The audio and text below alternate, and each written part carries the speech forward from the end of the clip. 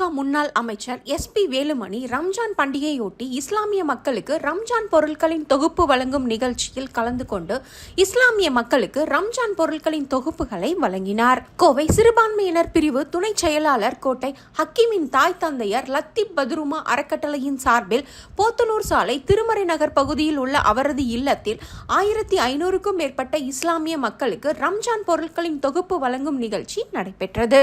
நிகழ்ச்சியில் பேசிய முன்னாள் அமைச்சர் SP வேலுமணி அவர்கள் கூறும்போது, நேற்று முன்தினம் சென்னையில் நடந்த இப்தார் நோன்பு திறக்கும் நிகழ்ச்சியில் நானும் கழக பொதுச் செயலாளருமான எடப்பாடியாரும் கலந்து கொண்டோம். இந்த புனித மாதத்தில் பிறருக்கு உதவும் எண்ணம் ஹக்கீமை போல் அனைவருக்கும் வர வேண்டும்.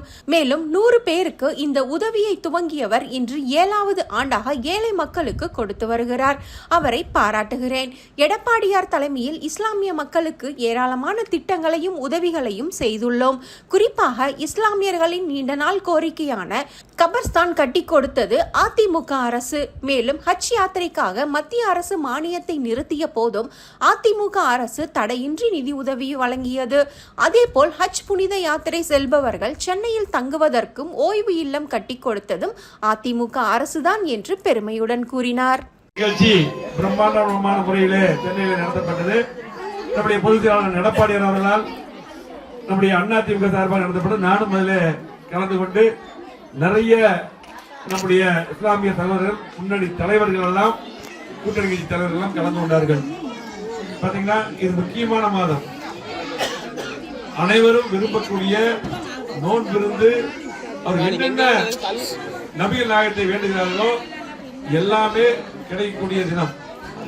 அந்த தினத்திலே இன்றைக்கு ஏழைகளுக்கு கிட்டத்தட்ட அவர் சொன்னார் பேசும்போது 100 பேருக்கு ஆரம்பிச்சு இன்னைக்கு 1700 பேருக்கு கொடுக்கக்கூடிய இடத்துல நாங்க இருக்கிறோம். சாதாரண குடும்பம்னாரு.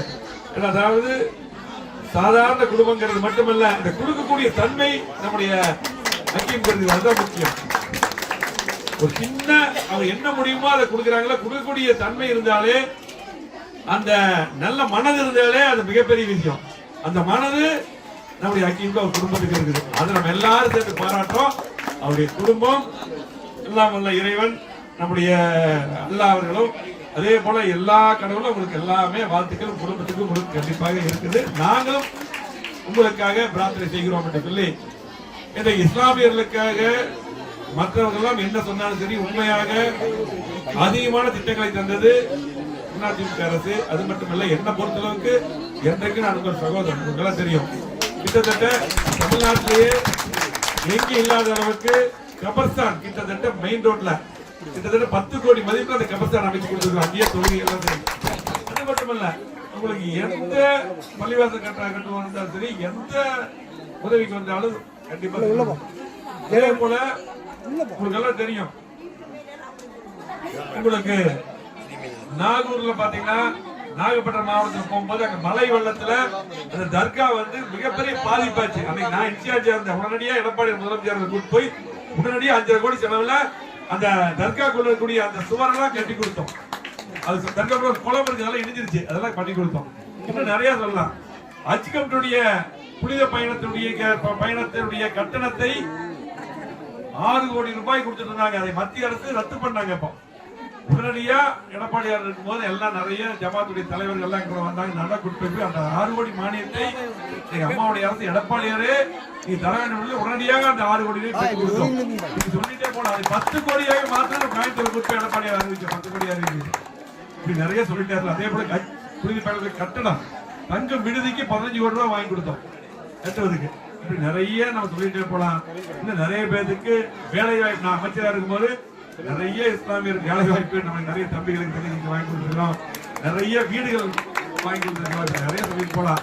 என்றைக்கும் எந்த பிரச்சனையா இருந்தாலும் உங்களுக்கு என்றைக்கு கொடுக்குறோம். அரசியலுக்கு அப்பாற்பட்டு என்றைக்கும் நாங்கள் உங்கள் சகோதரன்.